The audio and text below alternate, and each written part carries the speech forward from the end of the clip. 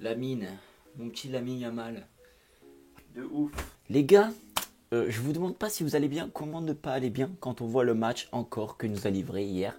Lamine Yamal en huitième de finale d'un Euro, à 16 ans et 200 jours et des bananes, le gars nous livre une prestation encore une fois digne d'un joueur qui a 30, 25, 32 ans, qui a de l'expérience. C'est un truc. C'est illogique. Bref, aujourd'hui on se retrouve pour une nouvelle vidéo. Je suis très heureux parce que on va parler FC Barcelone. Voilà, on va parler Lamine Yamal. Bon bref, c'est vrai, ça reste l'Euro, ça reste l'Espagne, ça reste dans le mood de ce qu'est en train de faire l'Espagne et Lamine Yamal. C'est pour ça qu'on vient en parler aujourd'hui. Mais la question va être simple. Est-ce que Lamine Yamal doit prendre le numéro 10 pour la saison prochaine au Barça? Je suis pas du genre à me précipiter. Je vous dis la vérité, je suis pas le mec ou le youtubeur ou le supporter qui va dire oui, il est trop jeune, il faut lui laisser le temps. Je suis pas là-dedans, sincèrement j'y suis pas là-dedans. Si vous m'avez écouté quand cette question s'était posée, et notamment quand on avait fait la vidéo avec Loguito, La Frite et Abdel sur la chaîne de Loguito, on avait évoqué ce sujet de Lamine Yamal. Est-ce qu'il doit prendre le numéro 10 parce qu'il a 16 ans, parce que sa saison qu'il était en train de faire au moment... C'était avant le quart de finale face au PSG. On avait la question de... Ce débat était venu. Et sa saison était tout simplement exceptionnelle. Donc on avait parlé de ça. Et moi j'avais dit, sincèrement, s'il mérite le numéro 10, pourquoi ne pas lui donner? Pourquoi on va attendre qu'il ait 18 ans? Pourquoi on va attendre qu'il ait 19 ans? Dans tous les cas, il faut bien commencer un jour. Il y a une phrase de Thierry Henry, hein, les gars. Vous savez, c'est pas n'importe qui au Barça. Il a dit... un journaliste lui avait posé la question, oui... tu trouves pas que tu as manqué d'expérience?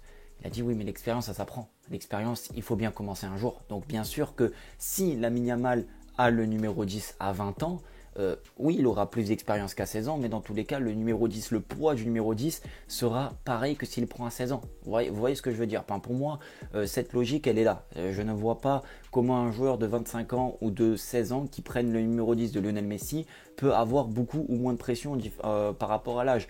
Qu'il ait à 16 ans ou qu'il ait à 20, 22 ans, c'est pareil. Donc moi, je pense que Lamine Yamal, je vous dis, et je réponds à la question, oui, doit avoir le numéro 10 pour la saison prochaine. Maintenant, est-ce que c'est une obligation? Ça, c'est une toute autre question. Et la question, bien évidemment, est non. Ce n'est pas une obligation. Si Lamine Yamal garde le numéro 27 pour la saison prochaine, s'il prend le numéro 19, on va dire, pour faire un petit clin d'œil à Messi, d'ailleurs il a en Espagne le numéro 19, moi ça me va aussi, ça me va très bien, donc il n'y a pas de précipitation, il n'y a pas d'obligation à ce qu'il prenne le numéro 10. Ansu Fati, on ne sait pas s'il va prolonger, ou en tout cas s'il va prolonger pour la saison au Barça, s'il va la faire sous Hansi Flick, s'il va partir à l'Olympique de Marseille. On a des petits débats et des petites rumeurs comme quoi il pourrait revenir en prêt ou même un transfert, on ne sait pas. On ne sait pas comment l'avenir d'Ansu Fati va se dessiner. Ce qu'on est sûr, c'est qu'à l'heure actuelle, Ansu Fati est un joueur du Barça, le numéro 10 appartient à Ansu Fati, et que Lamine Yamal, s'il doit prendre le numéro 10, il faut qu'Ansu Fati soit d'accord ou qu'il parte.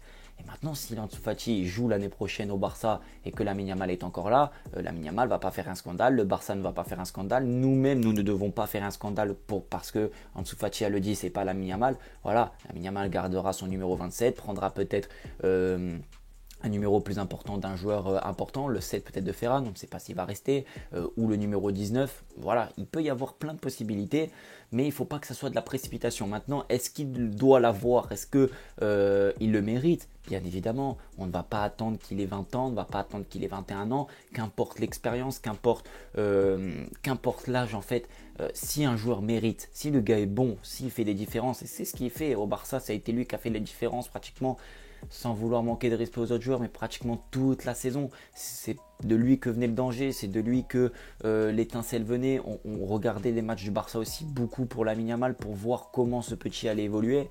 Et aujourd'hui, il est en train de confirmer avec l'Espagne. Donc, dans la globalité, bien évidemment, qui mérite ce numéro 10 et que ce ne serait pas un scandale qu'il est, qu'importe l'âge. Ça, c'était la réponse. Maintenant, je sais qu'il y a un autre débat, c'est est-ce qu'il va replonger dans les travers de tous ces talent déchu comme Ansu Fati? Est-ce que c'est un talent déchu ou pas? À 20 ans, c'est compliqué de dire qu'Ansu Fati est terminé. Alors certes, il n'a plus autant de crédibilité, autant de peut-être d'attente sur lui qu'il y a 2, 3, 4 ans. Mais en tout cas, Ansu Fati a pris la mauvaise trajectoire et les choix de carrière ont été compliqués. Maintenant, il lui reste encore beaucoup de temps, d'âge et de football pour se relever.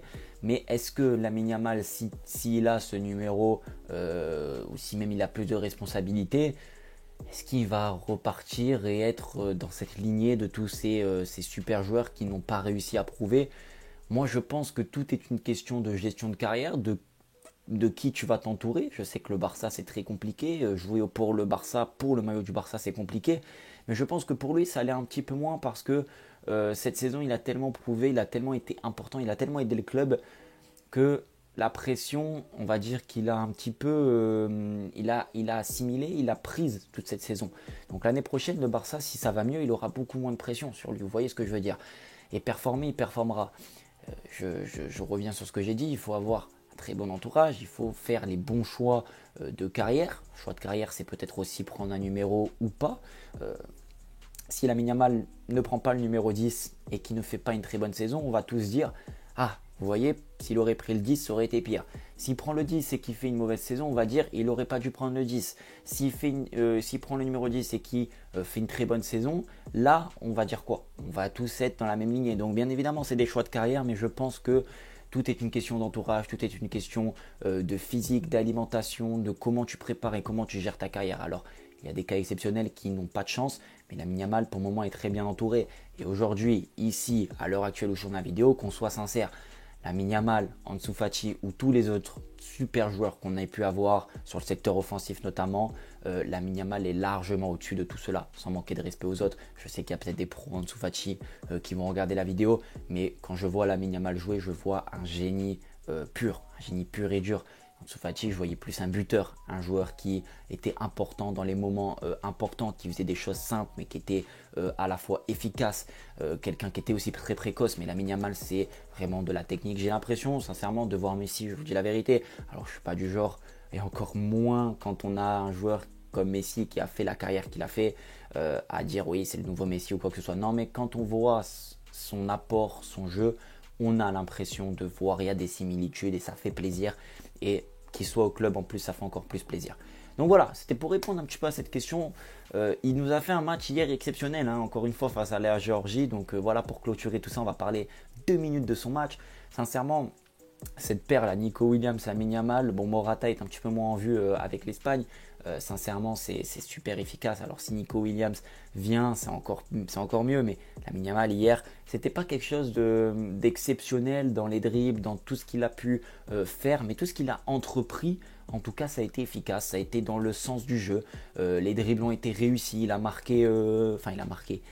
C'était lui qui a fait ce qu'il fallait pour tirer. Ensuite, but contre son camp, but refusé, mais c'était lui à l'origine de l'action. Il a eu aussi un petit 1-2 dans la surface de réparation où il tire, mais un très bel arrêt de Mamardashvili. Non, franchement, Lamine Yamal, sur la conception de son match, c'est très très très très fort. Et encore une fois, le monde entier est en train de redécouvrir Lamine Yamal. Il lui manque juste ce petit but là à l'Euro pour qu'il puisse avoir franchi ce cap et se dire que c'est le plus jeune joueur à avoir marqué dans un Euro. En tout cas, c'est le plus jeune joueur à avoir débuté l'Euro. C'est le plus jeune joueur de l'histoire à avoir débuté un match à phase d'élimination directe. C'est le plus jeune joueur à avoir fait une passe décisive dans un Euro. Donc, il est en train d'établir des records. Il lui manque ce petit but. Mais en tout cas, l'Euro qu'il est en train de nous faire, franchement, il est à montrer dans beaucoup d'écoles. Et en termes de précocité, c'est vraiment un pur exemple. En espérant qu'il ne se blesse pas, en espérant qu'il continue à être sur la même longueur d'onde, à aussi le Barça, l'Espagne, à bien le gérer. Hein. C'est aussi une forme de longévité. Hein. Si le joueur est bien géré, ça sera beaucoup mieux pour lui. Donc voilà, merci en tout cas d'avoir suivi la vidéo, ça fait plaisir. On est dans un décor qui me plaît parce que c'est là où normalement les vidéos se tourneront sur les prochains mois. Mais vu que je ne suis pas toujours chez moi, je vis un petit peu dans 2 maisons, donc un peu compliqué de toujours venir ici pour faire les vidéos. Donc on fait les vidéos là où je peux les faire et j'essaye d'être le plus actif possible. Merci de m'avoir suivi. Prenez soin de vous et de votre famille, c'est important. Ciao.